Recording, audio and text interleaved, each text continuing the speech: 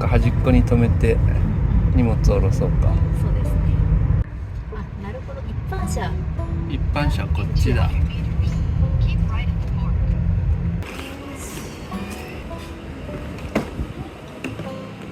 じゃあお気をつけて。バイバイ。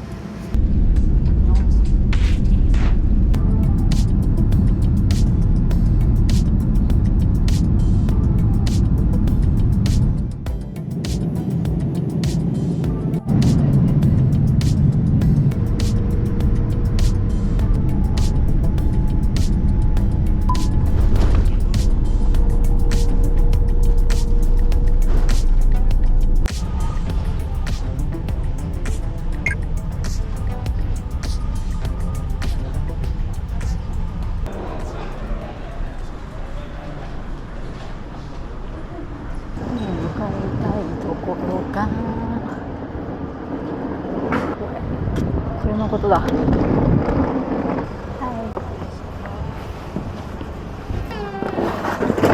Thank you.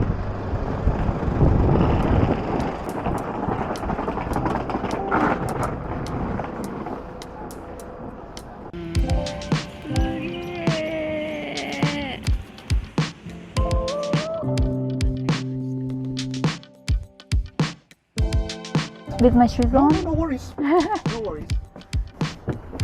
Now it's your home. Yeah. The shower is not too hot the water, but you can use it. It's warm. こいつとニュージーランドを旅します。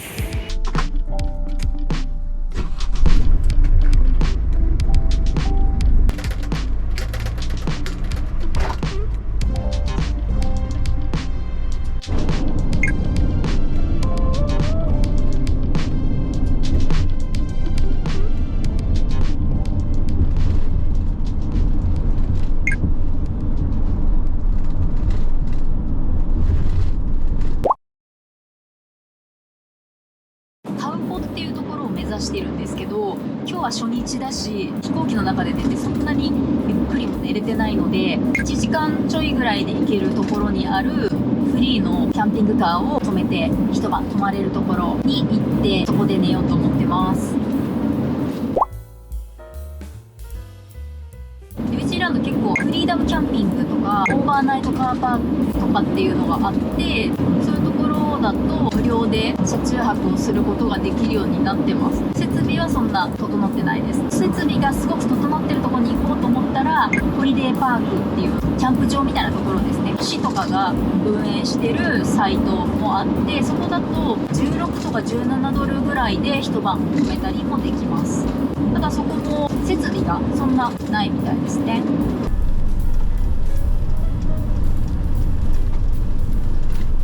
こうやってね、雨が降ったり止んだり降ったり止んだりしてますね。ランダバウトだよこれが。ちょっと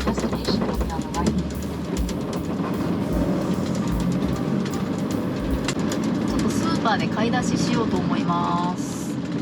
あー、着いた。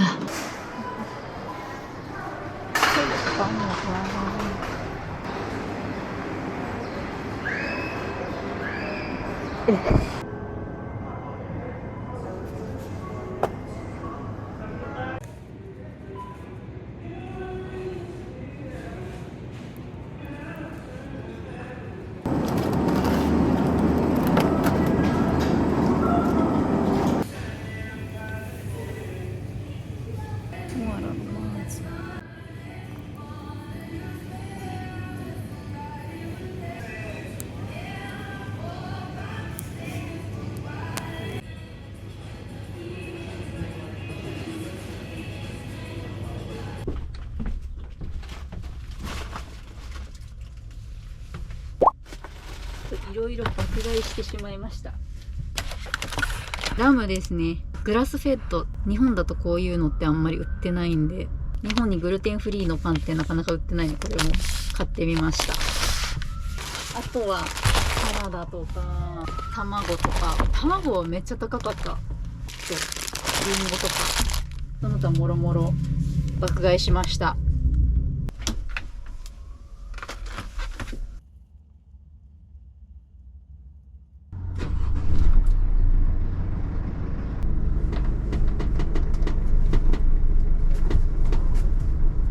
無料のオーバーナイトカーパークなんですけど、ちょいちょい車が止まってますね。こっちだね。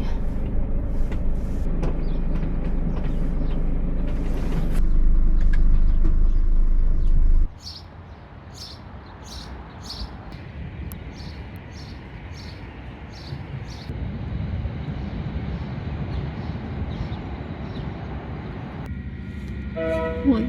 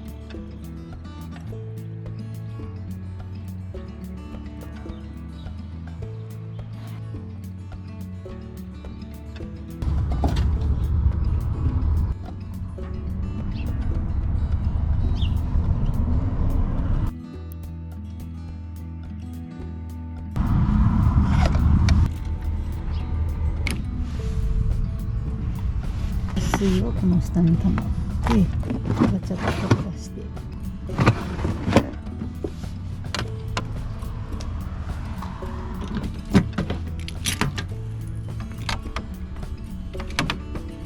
今閉まってるので使うときはここをオープンして使う。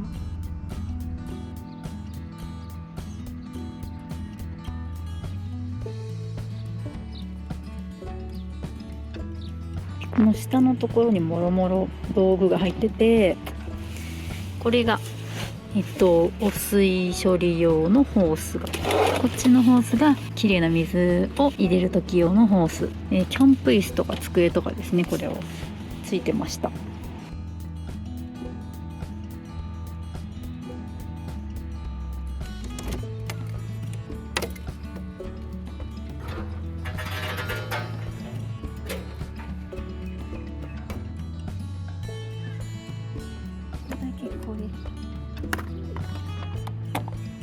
ここはきれいな水を補充する入り口ですね。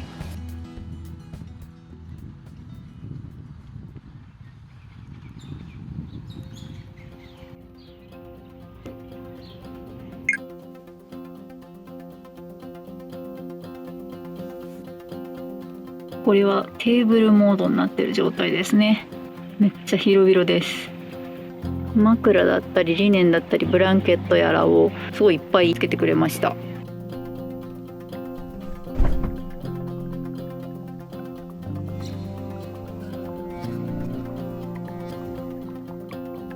結構収納も充実してるんですよ。この辺の上のところ全部収納ですね。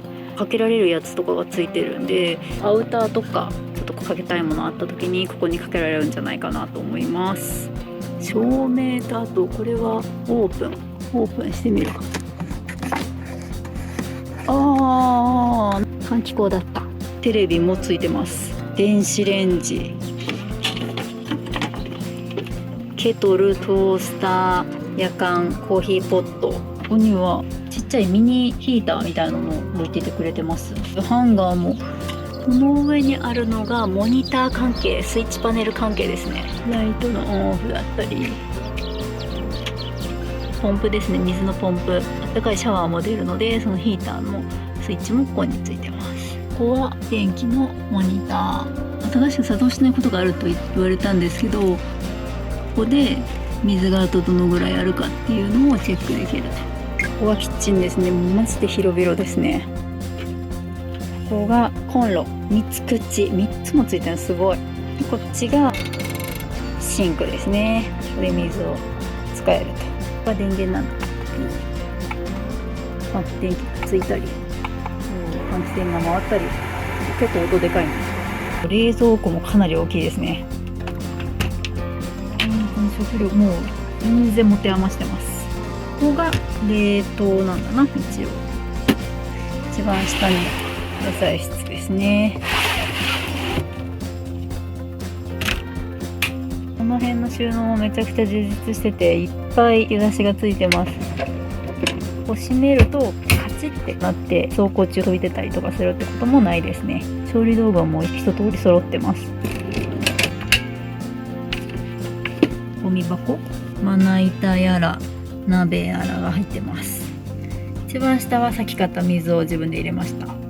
今気づいたけど、こんなところにもグラスとコップが用意されていた。すごい。この車両はおトイレとシャワーがついてるんですよ。じゃん。おトイレ&シャワーです。トイレはちょっと開けますね。こんな感じです。手洗い使うときはレバーをこっちに回して、で使い終わったらここで流すっていう。おトイレちょっとやってみます。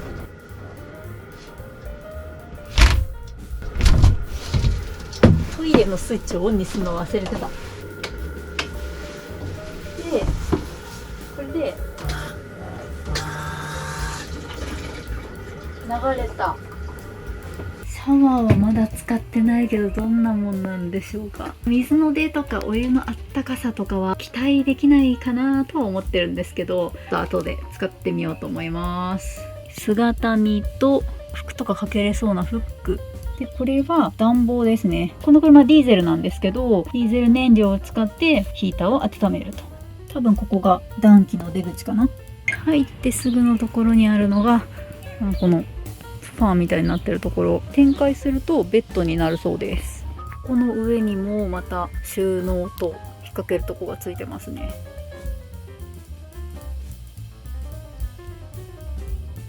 ここが運転席です。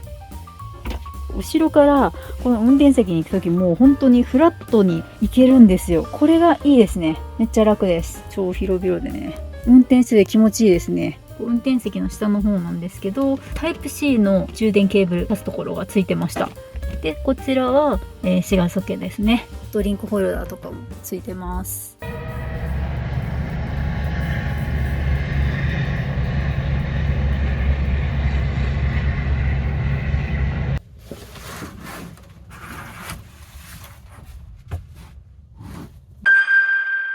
裾がなんかチンチクリになるんだけど、これ合ってんの？ここでいいの？なんか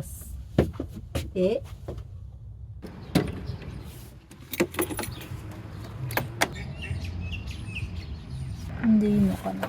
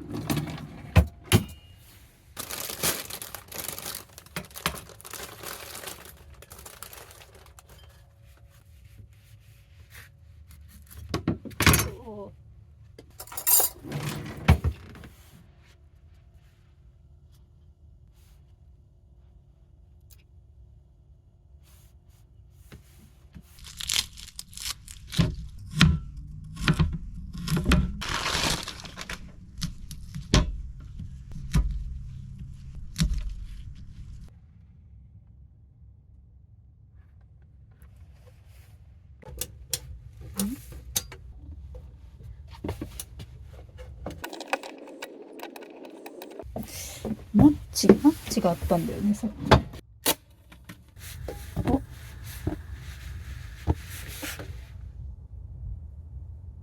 あれ？消えたよ。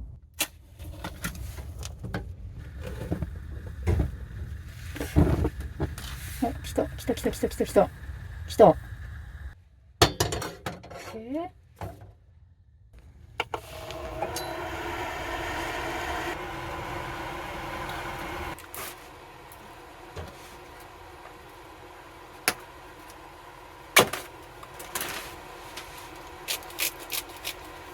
思い出したんだけど、これね、全く同じ商品をオーストラリアに行った時もこれ買いましたよ、私。なんかこれ見たことあるなって思って。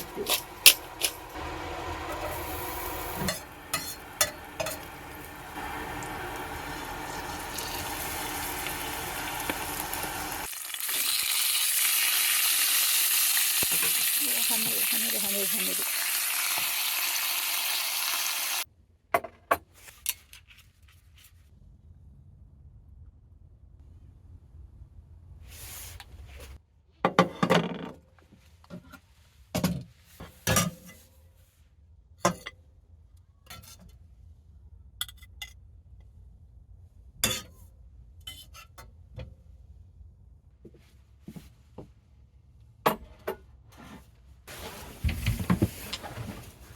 いただきまーす。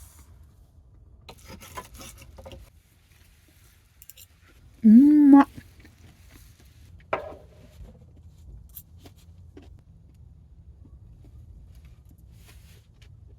今ちょうど5時過ぎぐらいです。冬だからもっと日暮れるの早いかなと思ったんですけど、結構日長いですね。まだ全然明るいです。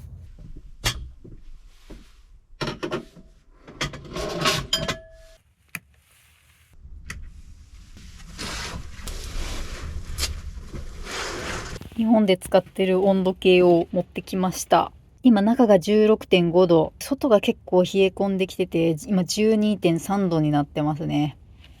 そろそろ暖房つけてみようかなと思います。ちなみにね、外の温度センサーはこの窓のところからこうやって出してつけてます。きた。ガソリンのメモリ1個も減ってないじゃん。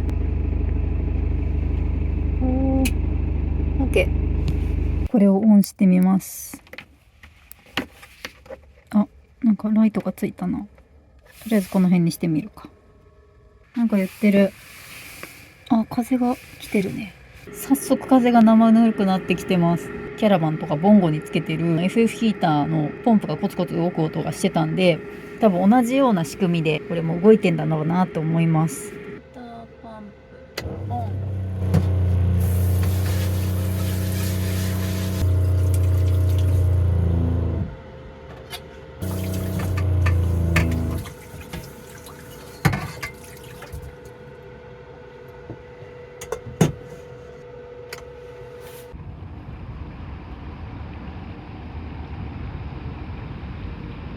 キャンパーバンエリアがいつの間にか結構いっぱいになってます。ニュージーランドの車中泊民たち。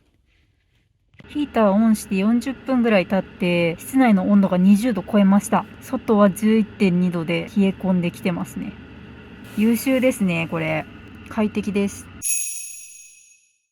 すごい気になってるシャワーを使ってみようと思うんですけど、水を温めるのにちょっと時間がかかるんですよね。ウォーターヒーターってのがあるな。光った。水は全然まだ余裕。このシャワー1回でどのぐらい使うのかすごい気になります。電気がなんか最初見た時よりだいぶ電圧下がってきてんなっていう感じなんですけど、全然余裕で持つようなら明日もこういうフリーのパーキングで泊まろうかなと思ってるんですけど、もし無理なようならキャンプサイトに予約しなきゃなって思ってるんで、これもウォッチしていこうと思います。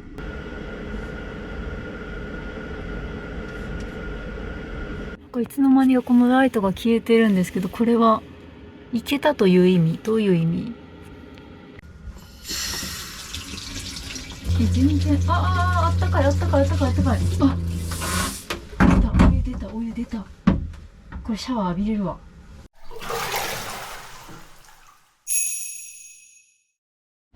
なんかこれめっちゃ水浸しなんですけど、どうしよう。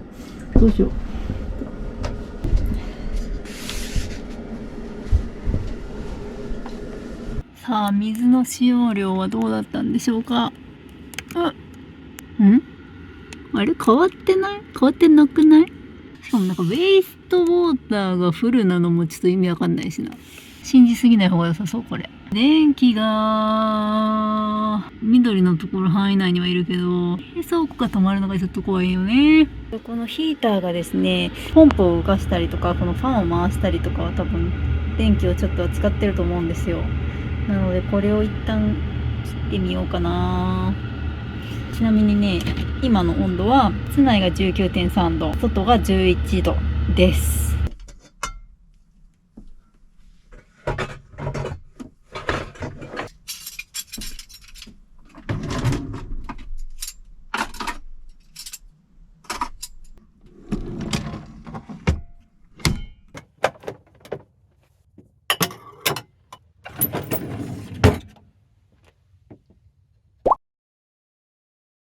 明日結局ホリデーパークに行くことにしてネットで予約も完了しました。もうね、電気が無理です。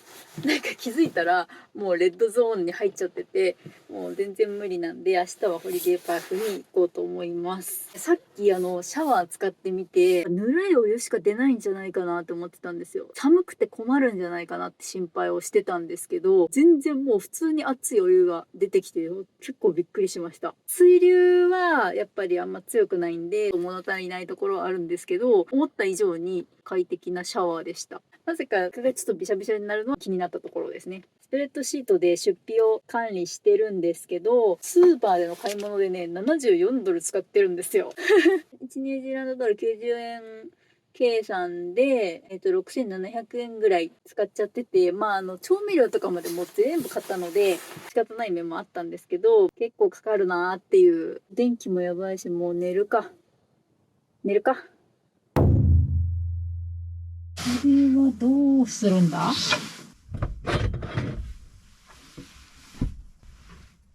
なんかここにもこれ収納、すごい。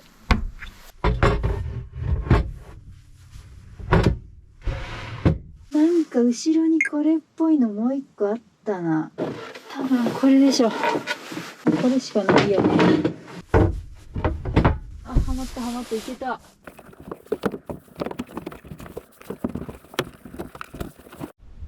できたー。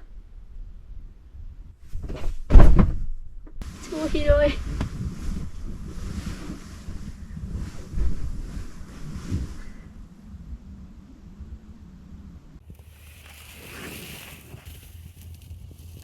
おはようございます。寒。外 0.7 度、中 3.8 度。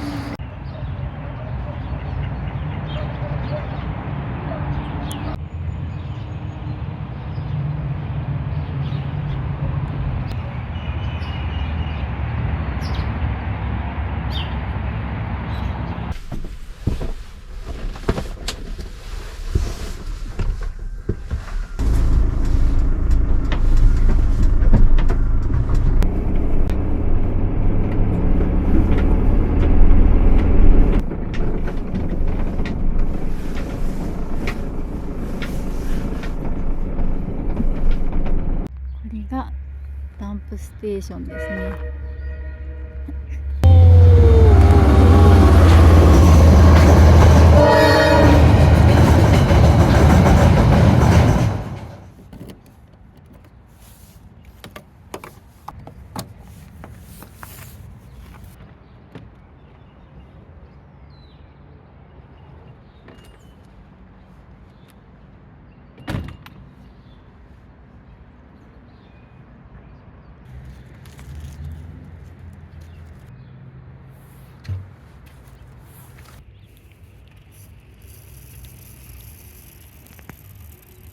来た水来た。うんうん、音してるしてる。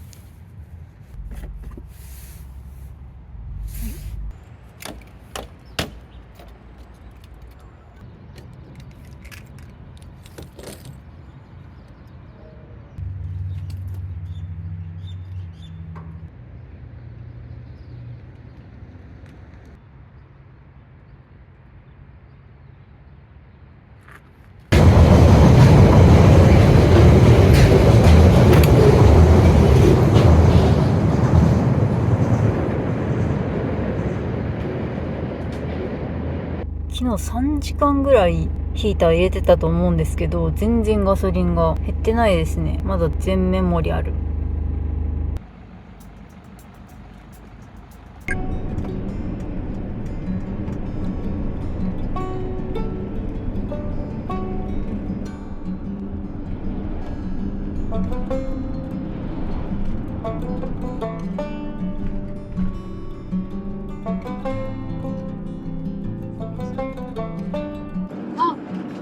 煙が出てんのが見える火山のところなんですよ。だから温泉があるんですよね。温泉なのかな、工場っぽいやつから出てんだけど、温泉の煙が出てるけど違うかもしれない。タウコあと9キロ、1時間ちょいぐらい運転してきましたかね。楽しそうだな。ガソリンが3メモリ減った。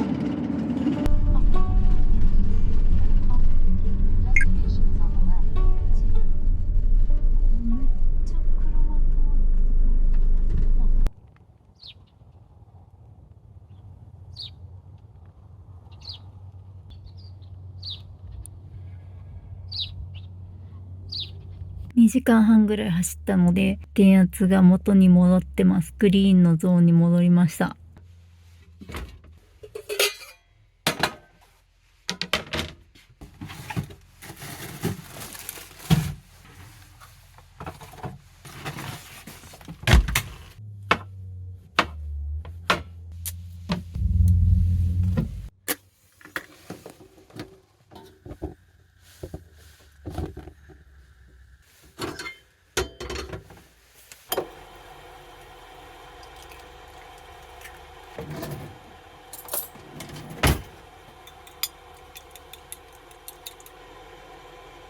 茶斜めだな、ここ。大丈夫かな。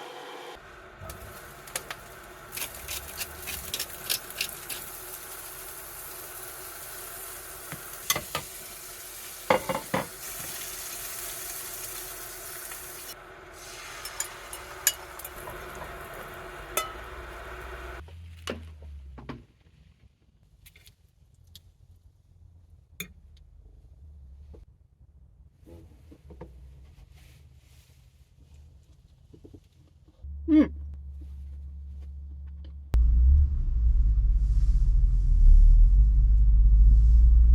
向こうの山に雪がすごい。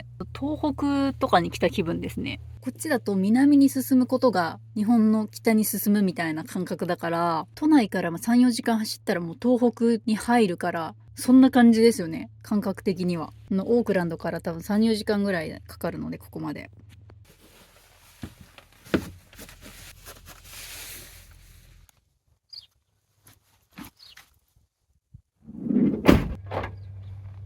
タウハラの山に登ります。羊。お、逃げた。ごめんね。びっくりさせちゃって。めっちゃのどか。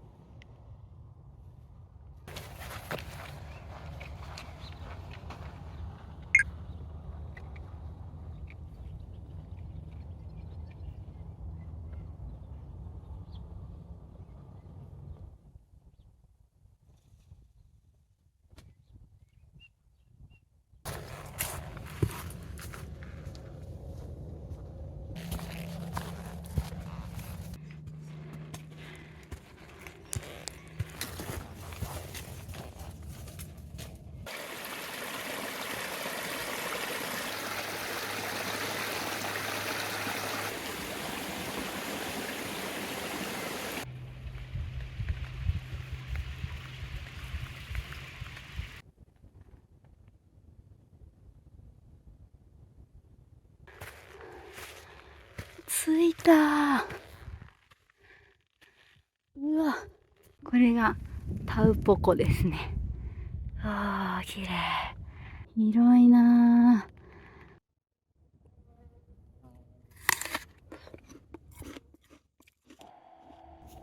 ぁ。岩んとこに行ってみます。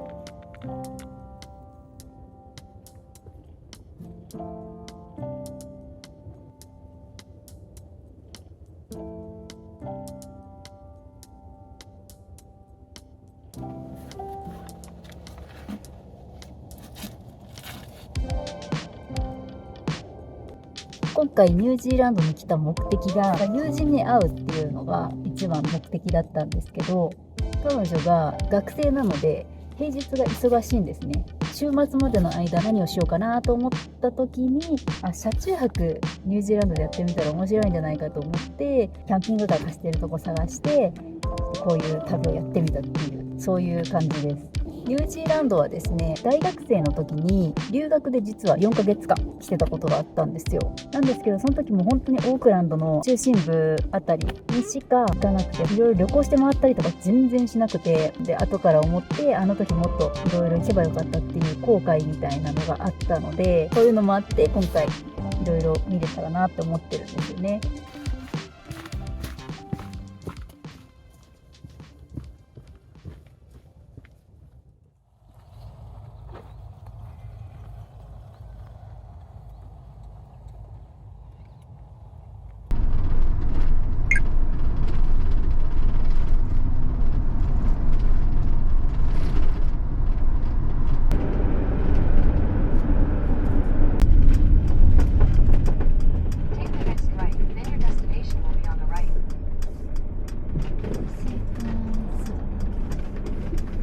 レセプション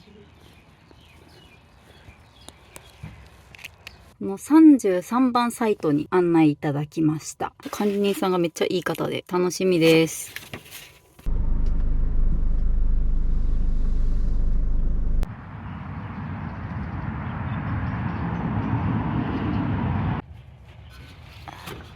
これがパワーね、240ボルトで、これがフレッシュウォーター。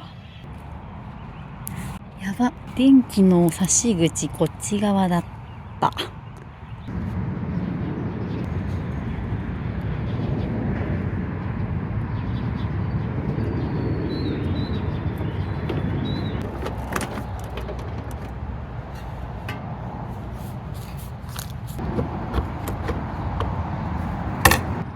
オン。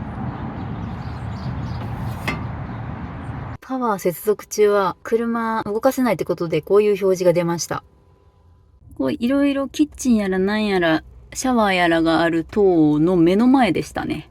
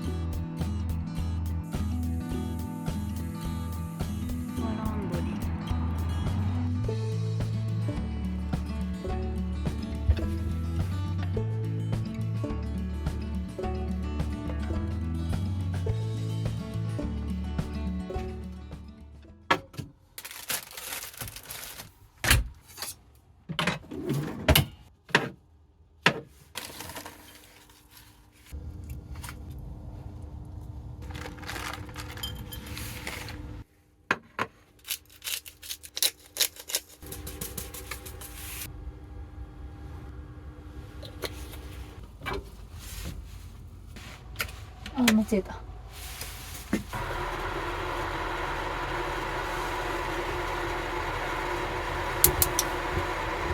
れ、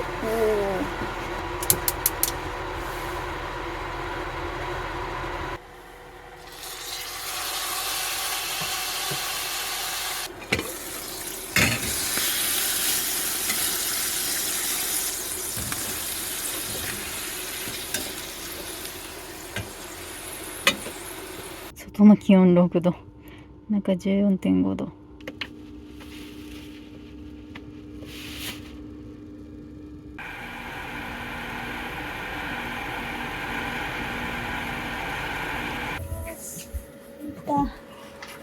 いただきます。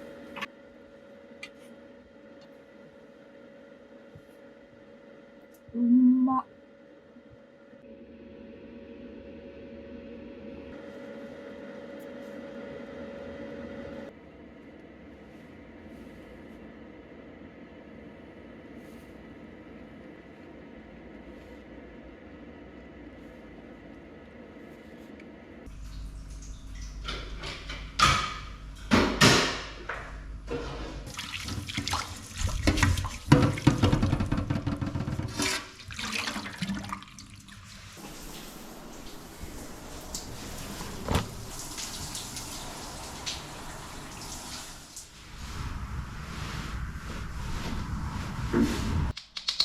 洗剤入れるのが先だったのか。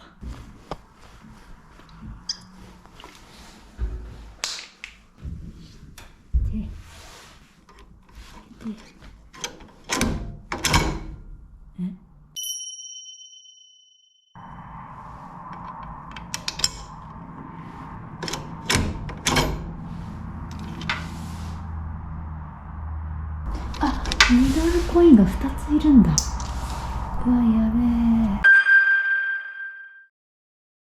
マジで助かった。キッチンにいたオーストラリア人のカップルの方に交換してもらって、マジでよかった。マジでよかった。で、めっちゃ始まった。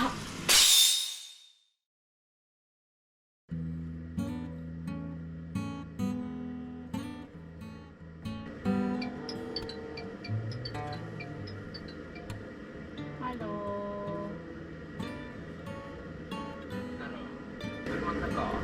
そうそう、車の中にいるんだよ。すごいっしょ。見える見える。ジャンプできる。あ、ジャンプできる。余裕でジャンプできる。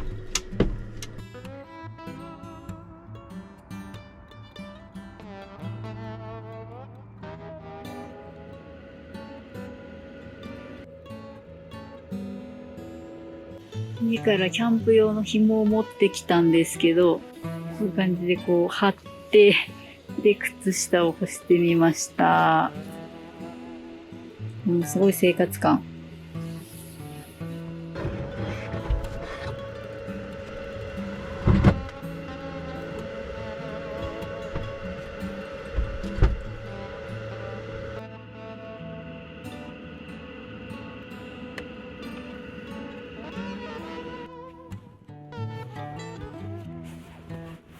おやすみなさい。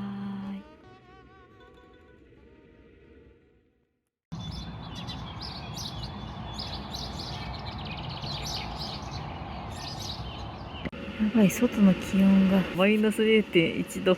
中が今、暖房つけてちょっと経ったんで上がってきてると思うんですけど、4.5 度。こ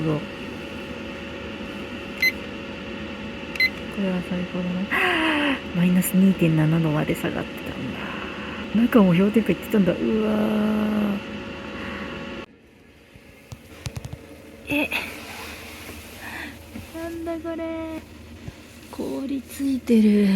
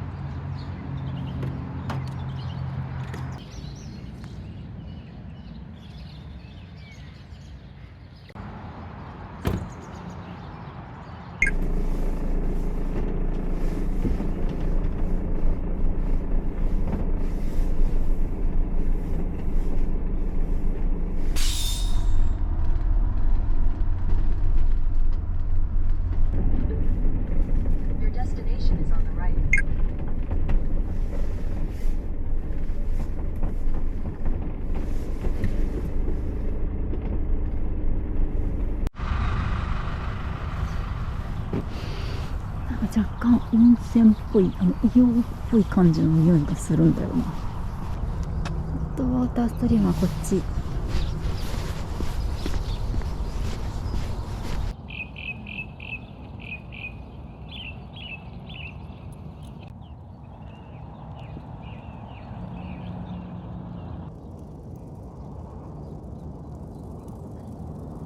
ここがそのあったかい小川のところみたいなんだけど、真っ白。ここがあったかいところ。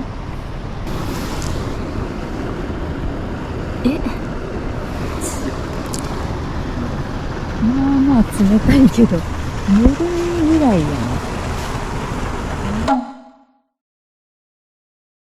一気に霧が晴れた。超綺麗。やばい。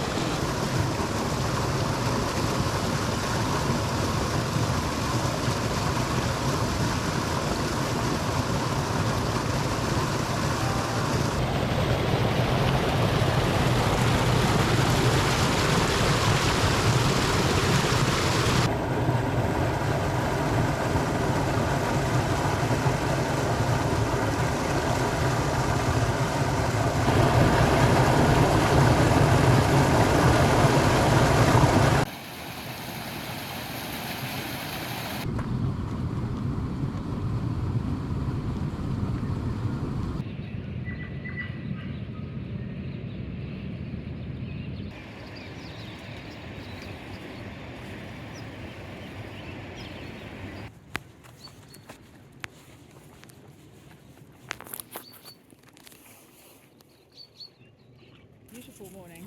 Yeah, I love the weather. Yeah. Cold though. Yeah, it's cold. これ日本で見ないような鳥が結構いますね。パッキリ白と黒で、こんなん初めて見る。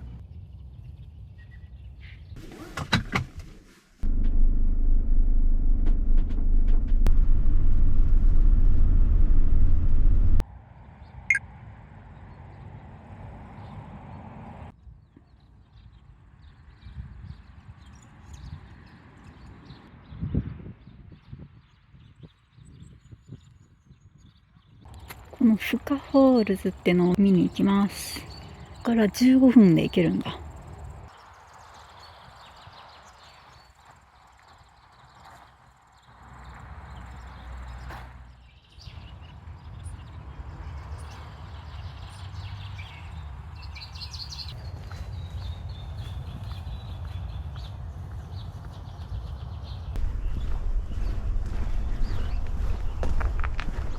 なんか見えてきたかも。めっちゃ音もする。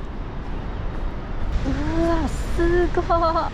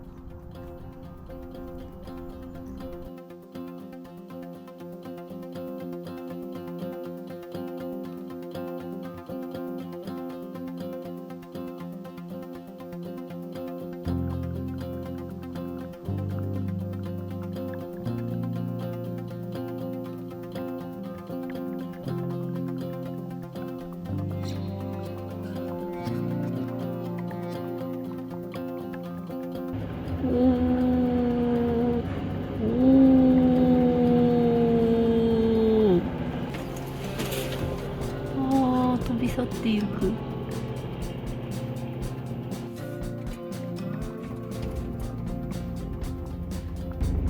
ガソリンが4メモリ減りました。この後スーパーに行ってでガソリンを入れて今日の車中泊場所に向かおうと思います。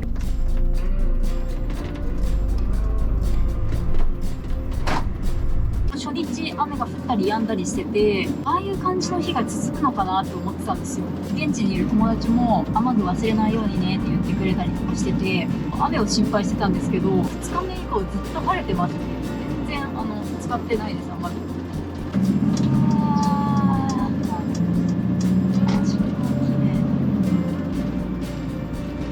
駐車場が止めやすそうなやつ探してたらこれしかなくて、ちょっとまたカウントダウンです。良い止め場所が欲しいんだが、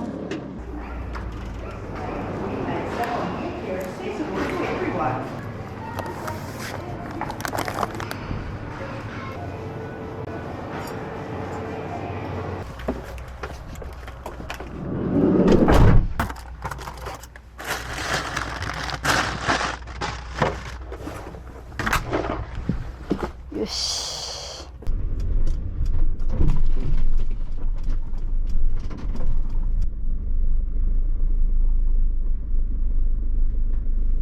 開けるボタンを探してたんだけど、普通に手で開いた。いたいたいた。これで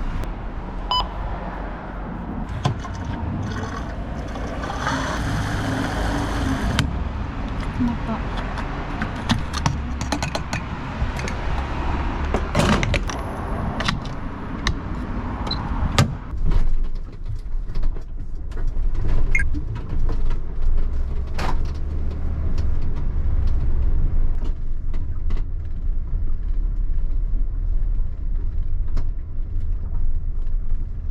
ここ無料なんですけど、やばすぎる。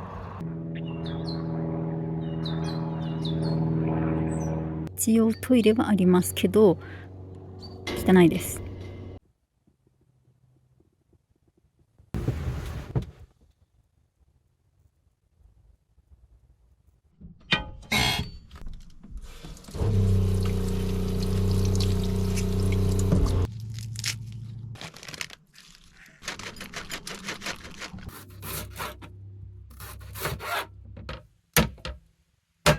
スモールパックで 450g ですね。もう何でもでかい。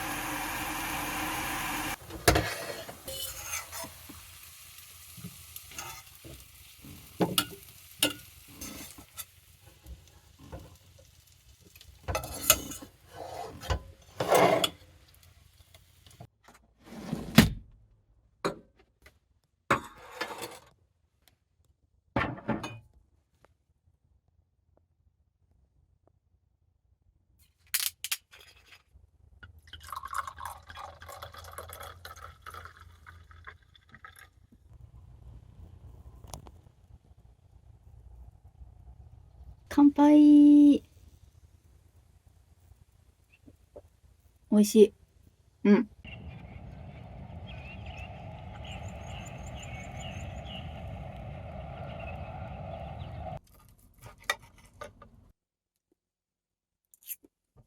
まっ。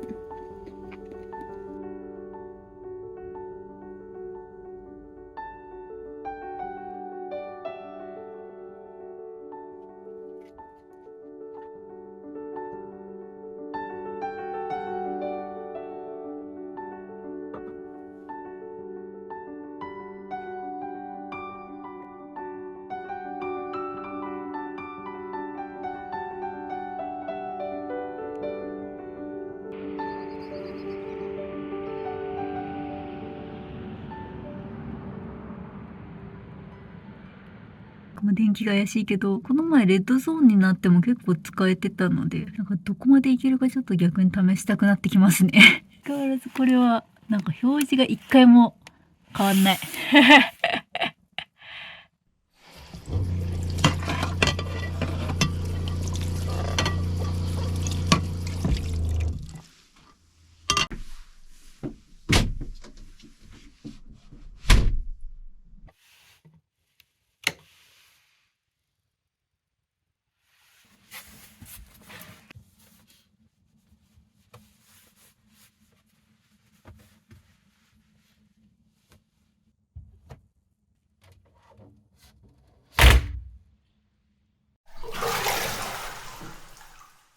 やばい、やばい、ちょっと発見したかもしんない。この棒多分これ、あれでしょう。ここの椅子のスペースって意味深な穴とかあるじゃないですか。だから、あ、やっぱぴったり。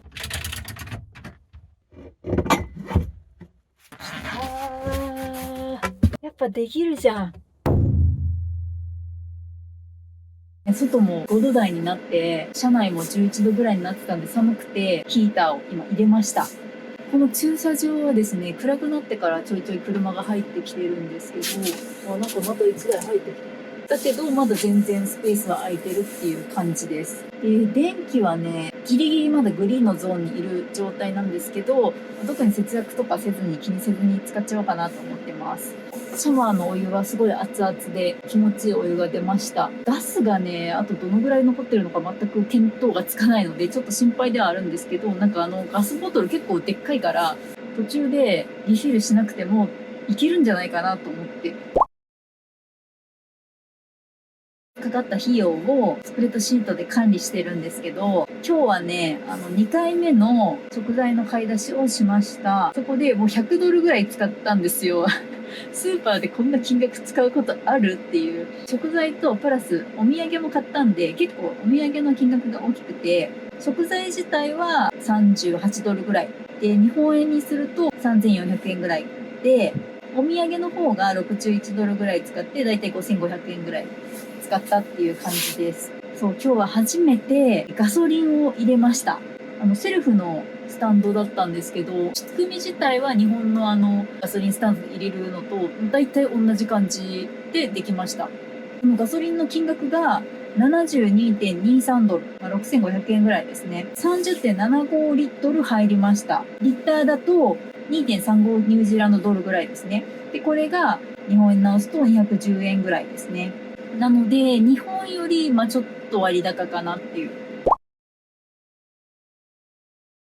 現金をですね、空港で、この前スリランカ行った時現金なくて困ったりとかしたのを思い出して、一応両替したんですよ。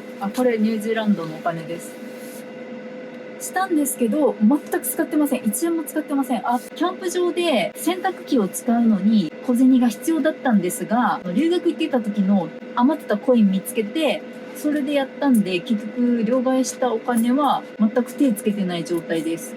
必要になるとしたらコインなのかなっていう。暖房もつけて、室内も暖かくなってきてるので、ここで寝床を作って寝ようと思います。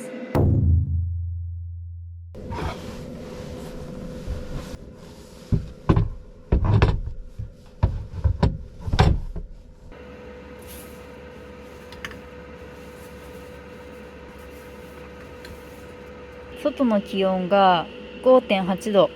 中の気温が、だいぶ上がりましたね。15度ぐらいになりました。じゃあこのヒーターは切ります。なんかね、お休みタイマー的なものがあったらいいんですけどね。はい。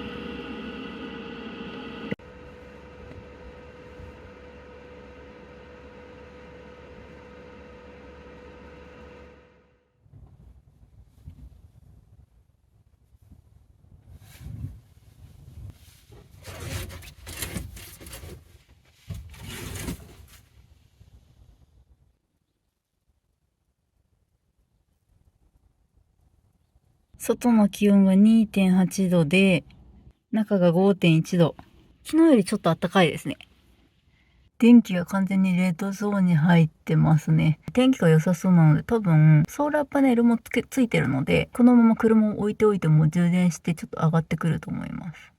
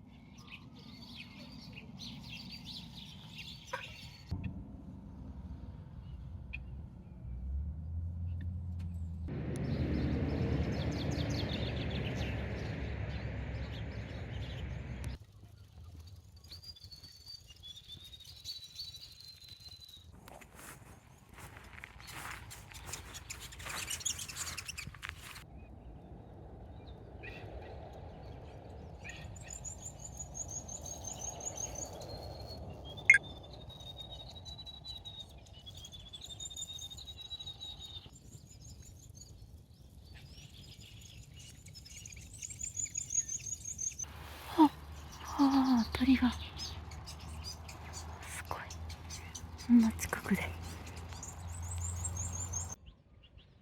かなり大きいダムみたいですね。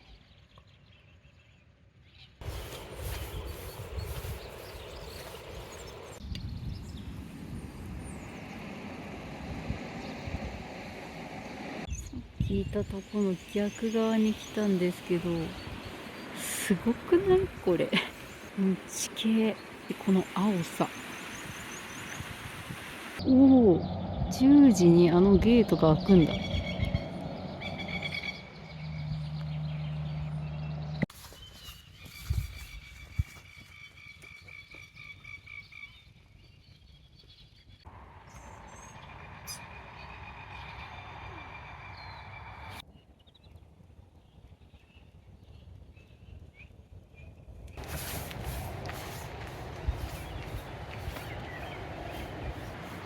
これすごいわ。これ絶対あのゲート開放されたらすごいわ。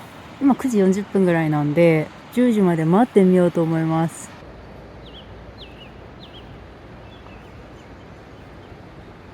なにい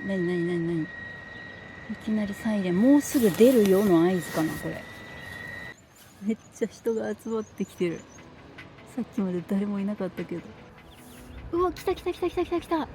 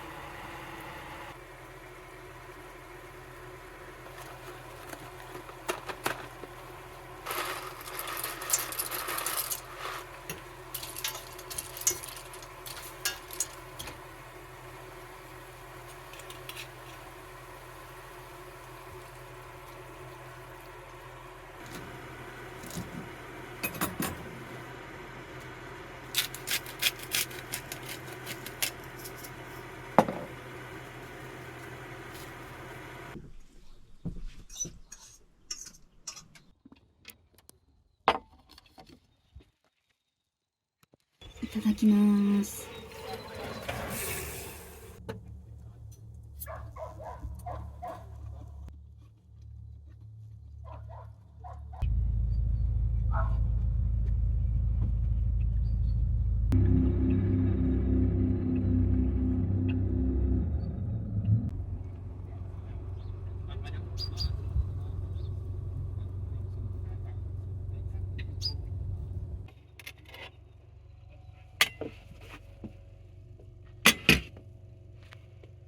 海が見たいなと思って海側に行ってみようと思ってます。ルアプキかな。今日泊まる場所はもう昨日予約してあってキャンプ場に行きます。後ほど旅の費用や全体を通して感じたいい点悪い点をまとめます。最後までぜひご覧ください。海だ。うわやばい、超綺麗。スクールバス、こんなとこに学校があるんだ。牛だね。突然未舗装道路になったんだが、これ大丈夫だよね。すれ違い困難だな。ニュージーランドに来て初めてすれ違い困難な道に。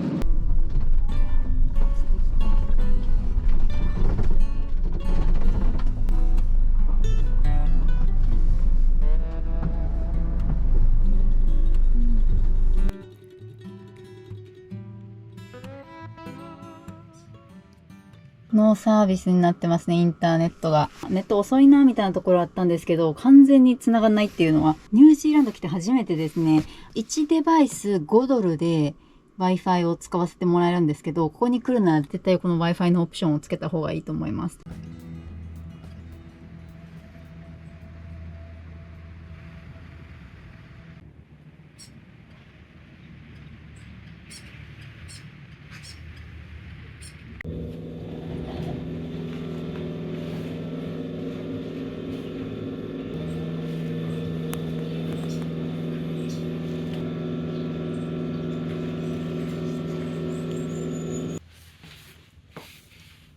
そうだ、右のを使ってって言ってたのこれか。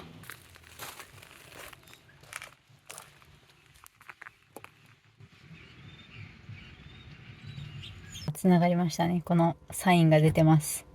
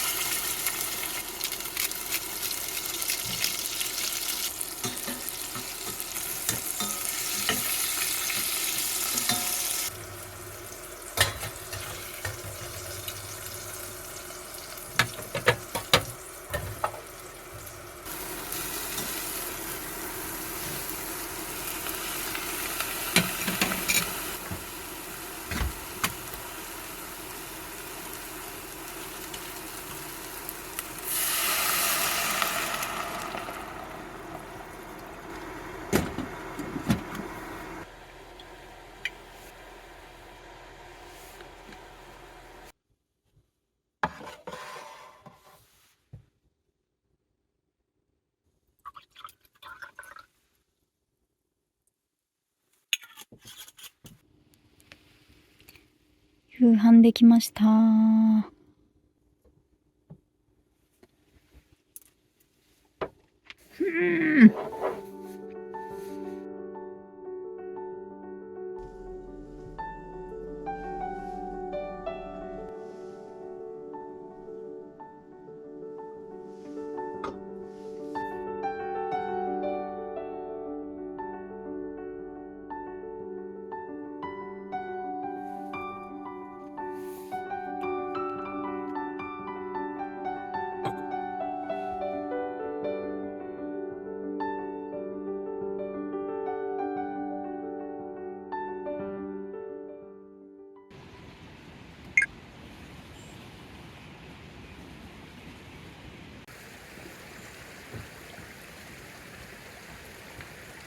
犬を散歩させたご夫婦に会ったんですけど、サンセットもう終わったって言われたんですけど、もう沈んじゃったらしいです。でもまだ綺麗なんで行ってみます。6時だって、日が沈むのは。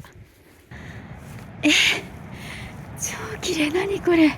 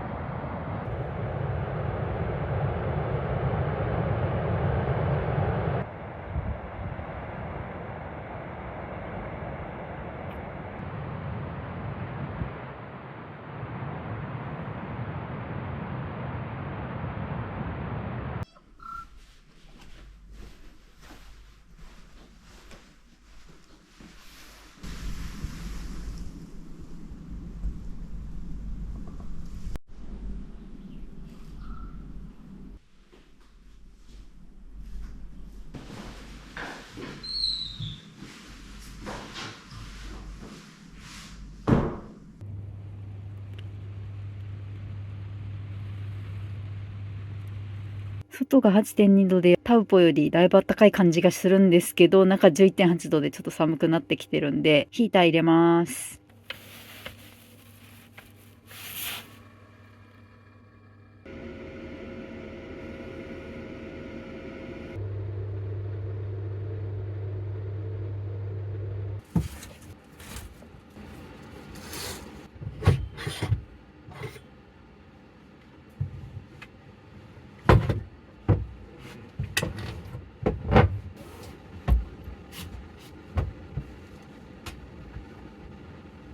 毛布とこの掛け布団みたいなやつは2枚ずつあったんですけども、総動員して使ってます。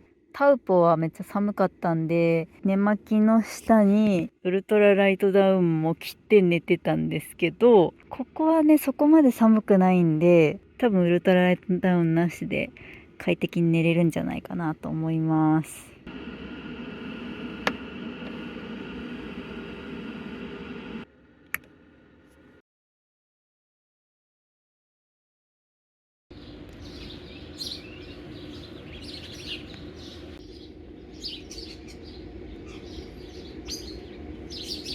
今朝の車内気温 6.1 度、外が 4.8 度。寒いけど、全然タウポよりあったかい。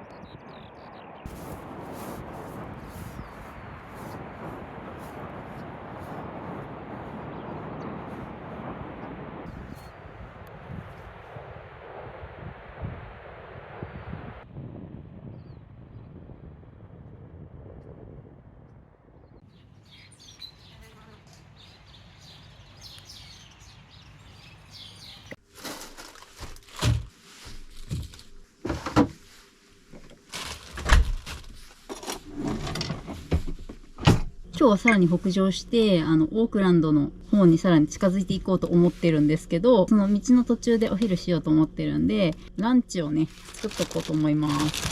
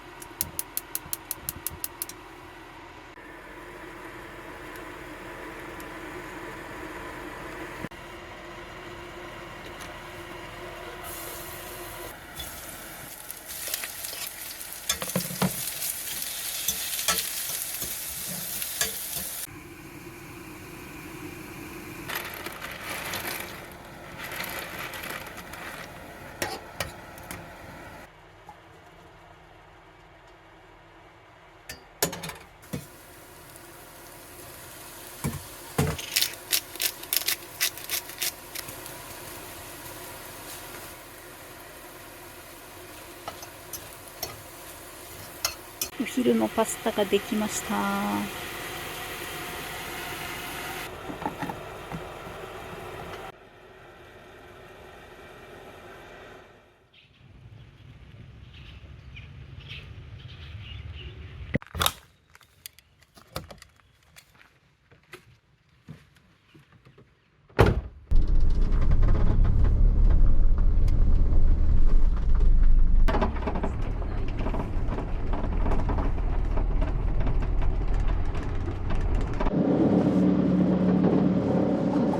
そう道だ。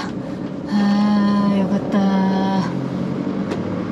や道も結構狭いし運転怖かったけど本当にいいところだった。 In 300 meters, at the roundabout, take the first exit onto Incline Street.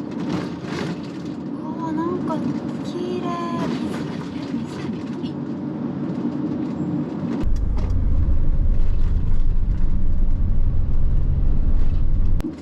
この橋は1台しか通れない系の橋なんだ。あ、釣りしてる人がいる。どう止めようかこれ。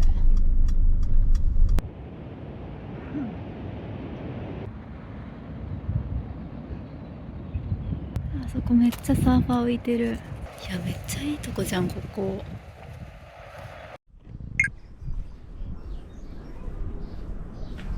This way.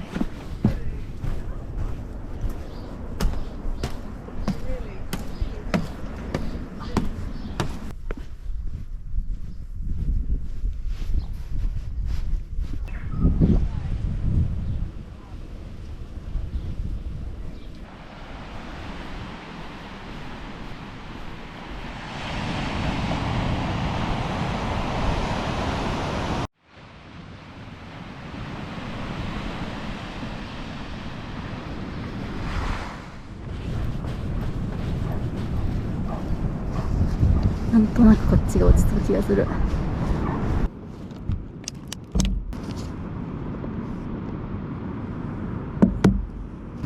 Hello.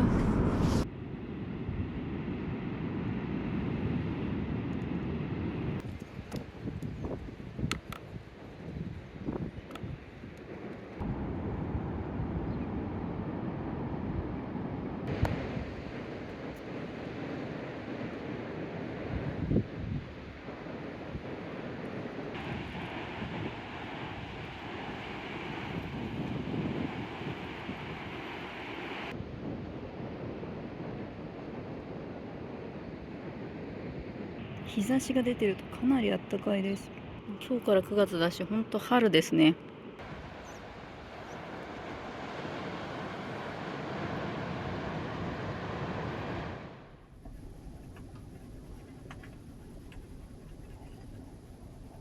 今気づいたんですけど、初めてこのウォーターが減ってるよ。2分の1、今半分なんだ。29日に給水をして、29、30、31、1日、4日目で半分なんだ。あ、しかもそのうち2日はキャンプ場に行ったので、シャワーを使ってないんで、それであんま水を使う量が少なかったと思うんですよ。これ結構持ちますね。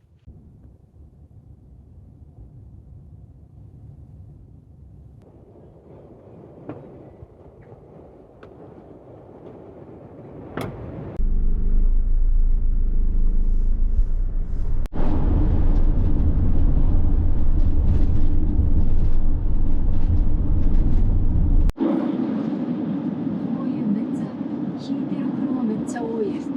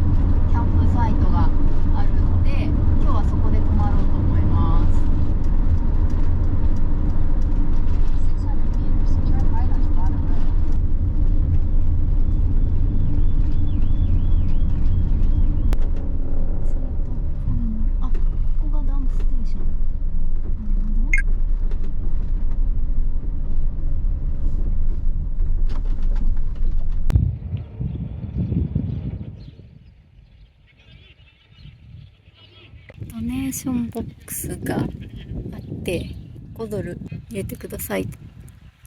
ダンプステーションですね。では明日使わせていただきます。掘ったて小屋じゃなくちゃんとしてそげなトイレもある。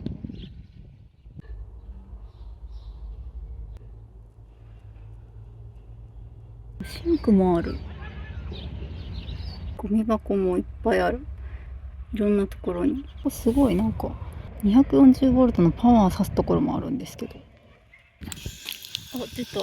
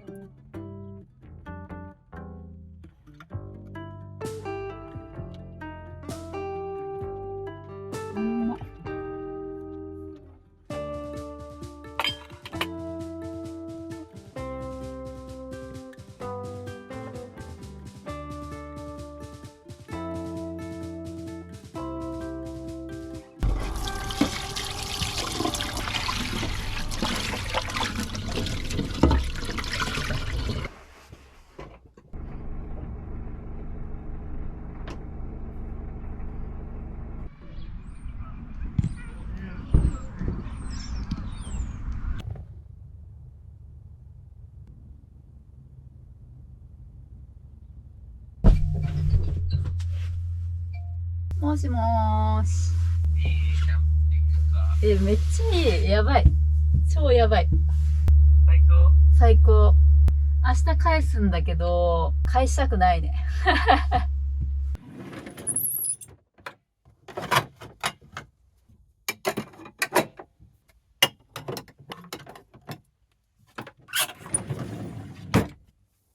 だいぶ北上したんで、本当にあったかいです。中がまだ20度以上あります。外も16度ぐらい。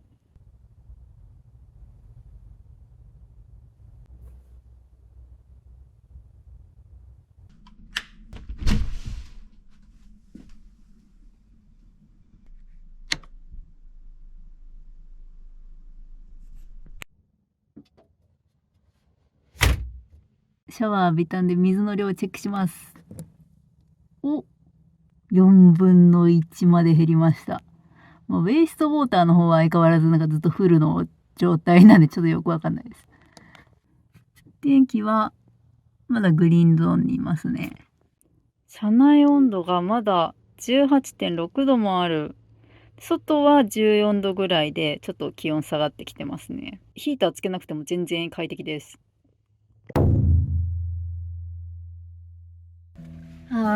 シャワー浴びてさっぱりしました。もう今日もすごい熱々のお湯が出てめっちゃ気持ちよかったです。家庭用のシャワーとまではいかないんですけど、やっぱあったかいお湯ね浴びれるだけでね全然気持ち違いますね。今日かなり気温も暖かくて、今日から9月なんですけど、もう全然この気候の感じが変わった気がします。初日来た時と30分ぐらいしか離れてないようなとこに今来てるんですけど、全然暖かいですね。初日泊まった時もFF ヒーター入れてすごい寒い寒いって感じだったんで、日中もかなりもうむしろ暑いぐらいだったですね。車で走ってる時は窓を開けて空気通してちょうどいいみたいな、締め切ってるとちょっと暑いぐらいの感じでした。今日がですね、このバンで過ごす最後の夜になってしまうんですよね。9月の4日の便で日本に帰るんですけど、明日この車を返してホテルにチェックインして、明日明後日と友達と遊んで日本に帰るっていう、そういう予定です。いや本当にね、この車での旅が快適すぎて本当に名残惜しいんですけど、友達に会えるのは楽しみなんで、明日はこの車を返さなきゃいけないので、寝るまでの時間でちょっと荷物整理したりしようかなって思ってます。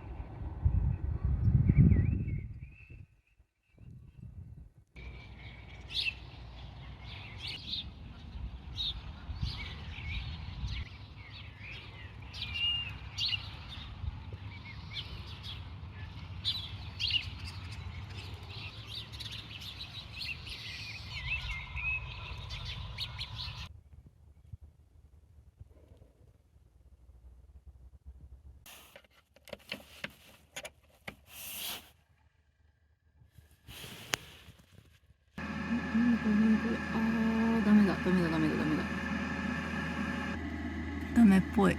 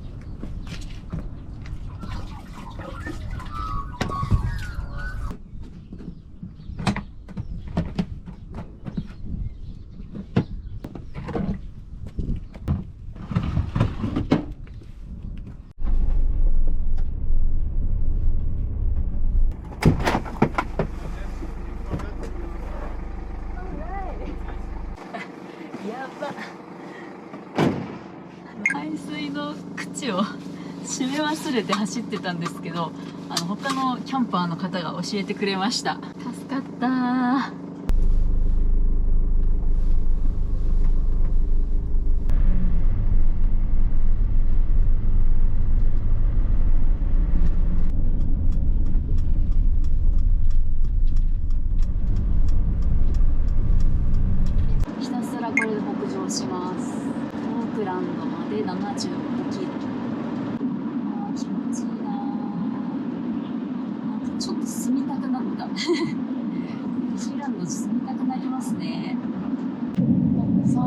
ンター1キロ。記念に入ろうかな、サービスセンター。必ずと言ってもいいほどマックが入ってますね。 200 meters, turn right onto the ramp to Auckland. 何これ、駐車場がよくわかんねえんだけど、ここでいいの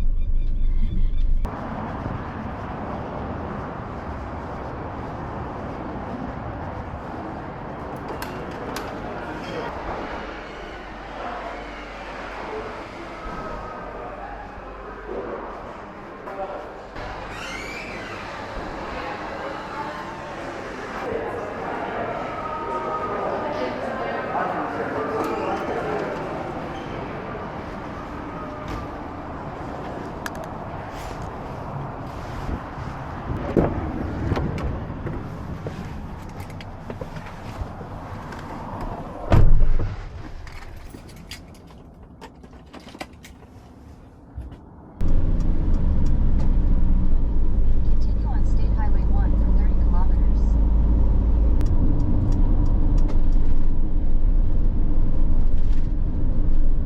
そう、ちょっと海辺の駐車場を発見したんで、そこに寄り道しようかなと思って。あれ、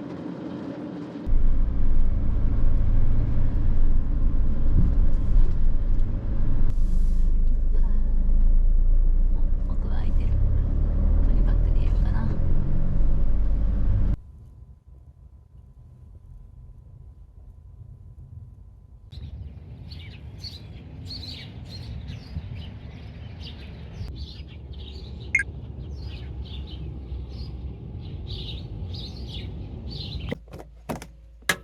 卵が残ってたんで、時間ある時にゆで卵にしてたんですよ。それとケールとリンゴ、パンが3切れ残ってるんで、これをちょっと早めのお昼として食べて、腐ってしまうような食材はもう全部使い切ったっていう感じになります。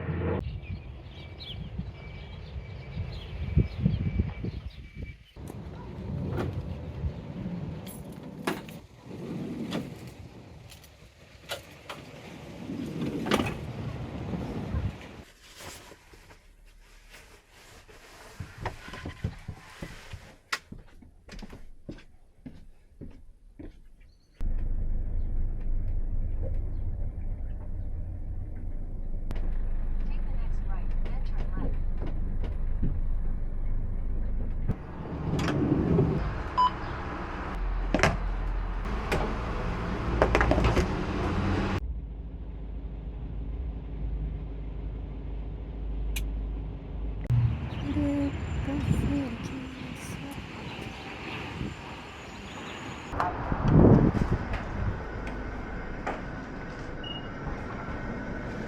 Can I fill my LPG gas? We don't refill it. We swap. Swap it. これどうやって外すんや。合ってるのかな。ここしかないよね。だって。あ、外れた。よっ。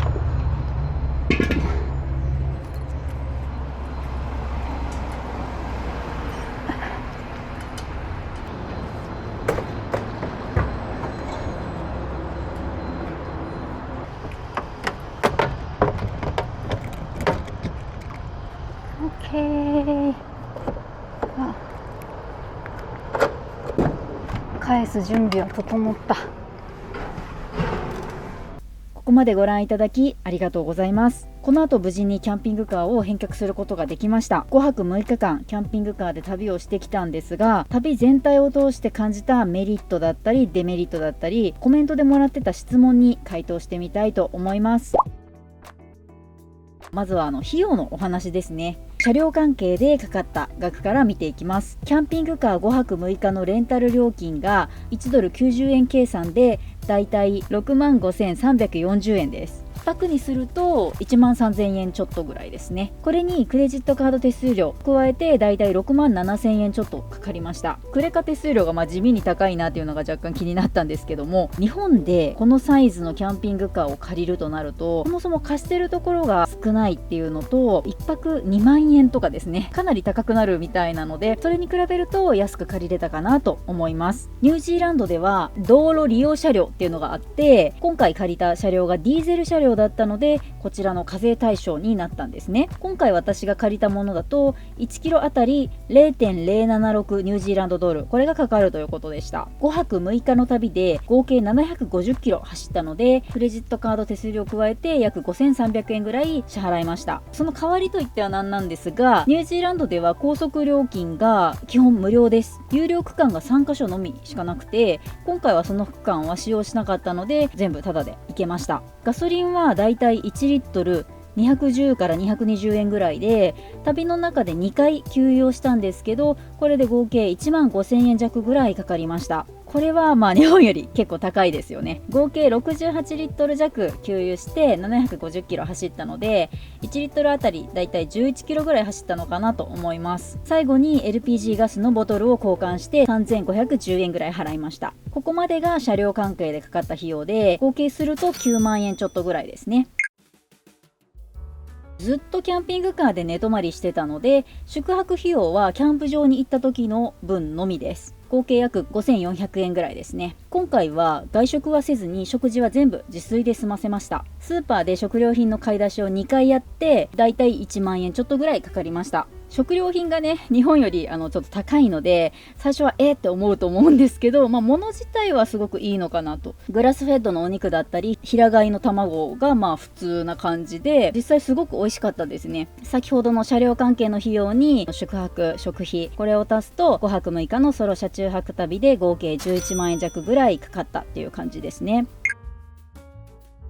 今回成田からオークランドの直行便の往復航空券を128,040円で取ってます。ちなみに航空会社はニュージーランド航空ですね。ニュージー ETA っていうビザ代が23ニュージーランドドル、だいたい2,070円ぐらいですね。アプリからやると17ドルでできるっていうことだったんで、アプリをダウンロードしてやってみたんですけど、ずっとエラーで手続きができなくて、結局ウェブでやったので23ドルかかってしまいました。アプリが調子良ければそっちでやった方がいいかと思います。海外渡航者観光保護税っていうのがあって、これが35ドル、だいたい3,150円ですね。合計133,260円。航空券とかビザ関係の金額も先ほどの料金に足すと24万円ちょっとですね。あとはお土産代と車を返却した後のオークランドでのホテル代、友人と遊んだ時の食事代などもろもろ合計すると28万弱かかりました。一応今回は30万円以下でやろうって思ってたんで、予算内には収まったっていう感じです。車中泊っていう観点で言うと、かなりやりやすい環境だなと感じました。質の高い無料キャンプ場が充実しているっていうのもあるし、オートキャンプ場もたくさんありました。車両はですね、基本右ハンドルで、道路も左車線走る感じなので、日本人の私でも運転しやすかったです。今回借りたキャンピングカーはトイレとシャワーを完備したものだったんですけど、トイレシャワーなしでもう少し小さめの車両だともっと安く借りることもできます。日本だと入浴施設がいっぱいあって、公衆トイレも割と綺麗なことが多いので、それでいいと思うんですけど、ニュージーランドだとそういうのはないですし、公園にあるトイレは必ず綺麗とは限らないので、トイレ付きだとやっぱり安心です。なので私個人としてはトイレシャワー付きのタイプをおすすめしたいかなと思います。油断は禁物ですけれど、治安もかなりいいです。キャンプ場とか施設の利用マナーがすごく良くて、親切な方がですねめちゃくちゃ多いです。今回の旅ではね、何度も見ず知らずの方に優しく接していただいて、もうすごい心温まる旅でした。キキャンピングカーの使い勝手についてなんですけど、全体的にはねすごく良かったです。車内高が190センチもあるので、もうほんと広々ですし、キッチンも広くて使いやすかったです。収納が多いんで服とか入れておけて、これも便利でした。ベッドの寝心地が良くって、本当に連日ね高いスリープスコアを叩き出しておりました。一番びっくりしたのがシャワーで熱々のお湯が出たっていうことですね。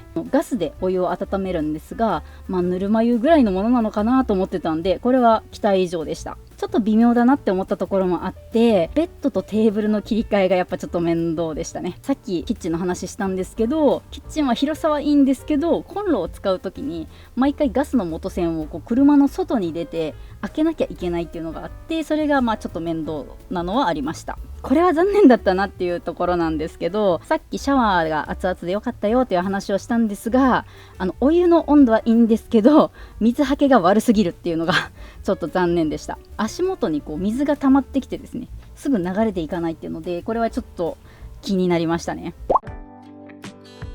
これコメントで質問いただいたところになるんですけども、防犯面で気をつけてたことはありますかっていう、明るいうちに車中泊場所にたどり着くっていうのをとにかく心がけていました。ニュージーランドはかなり治安がいい国ではありますが、暗くなってからうろちょろするのはあんま良くないかなって思いましたし、慣れてない土地で夜間に運転するっていうのもやめた方がいいかなと思ってですね、事故防止の観点からもこれは徹底していました。野生動物はどうなんですかっていう質問があったんですけど、自然がすごい豊かなので大丈夫なんでしょうかっていうことだと思うんですが、日本ではね最近クマに襲われたみたいな話もよく聞くんですけど、ニュージーランドではですね鳥はたくさんいたんですけど、家畜以外の哺乳類というか大きい動物は見なかったですね。私が行ったところでは野生動物が近づいてきて攻撃されそうになるとか、そういう怖い思いをしたっていうのはなかったです。ただ高速道路でですね車にはねられてしまった小動物の屍というか、それはよく見ました。ウサギとかリスとか鳥とかですね、日本でもたまにあると思うんですけど、ニュージーランドの方が数が多いかなっていう気がして、運転の時は気をつけた方がいいかもです。今回キャンピングカーは返却してしまったんですが、ニュージーランドにはあと2泊3日滞在する予定です。これからバスでオークランドに向かって、その後友人と会うんですけど、オークランドでも少し動画を撮ってみたので、その様子も後ほどアップできればと思います。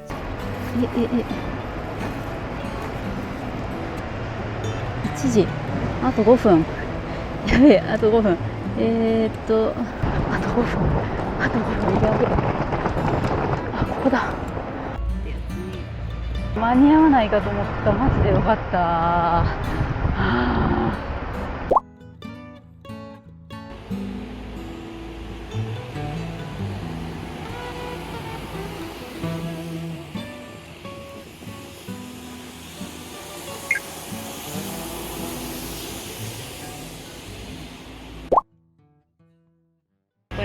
これ来た。来ました。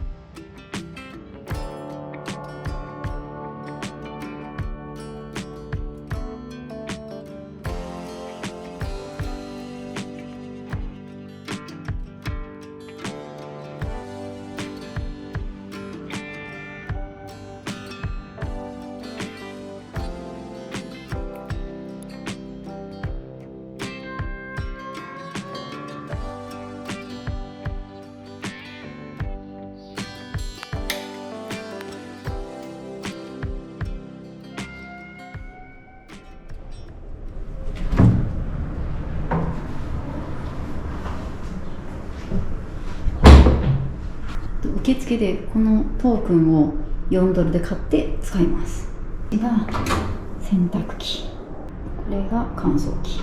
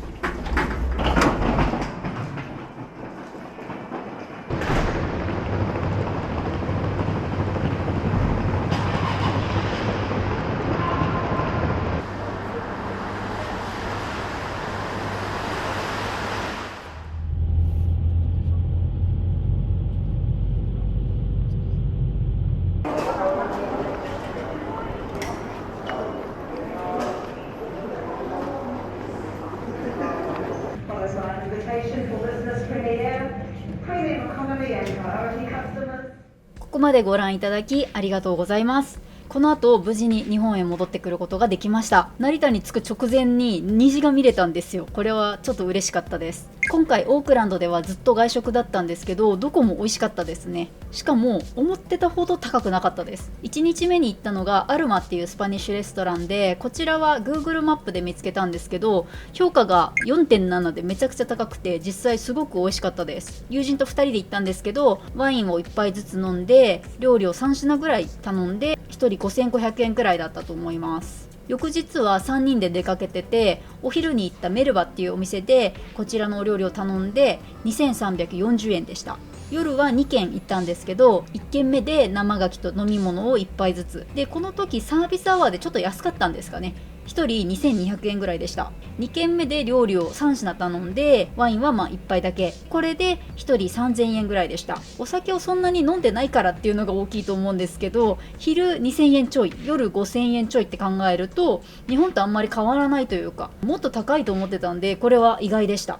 前回の動画でですね、キャンピングカーのレンタル料が1日あたり1万3000円ぐらいっていうのを言ってたんですが、コメントで今自分で調べたら400〜500ドルするんですけどっていうのが来てて、あれって思って私の方でももう一回見てみたら本当にそのぐらいの金額なんですよ。よく考えたら季節が違うなって思って、私が行った時期ってちょうど8月の終わりから9月の初めだったんで、冬の終わりだったんですね。